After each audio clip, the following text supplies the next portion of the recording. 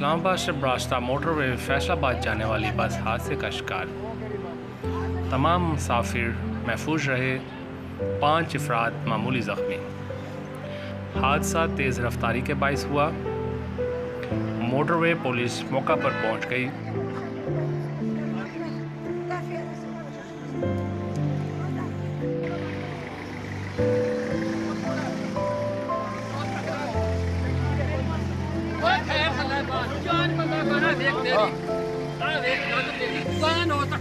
माशाल्लाह माशाल्लाह कुछ भी नहीं बड़ा सारा जवान है घबराइदा नहीं होता खैर होसी और अल्लाह पाक शुक्र कर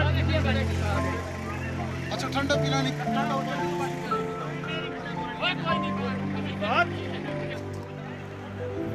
country bureau chief Bashir Bajwa, Pakistan.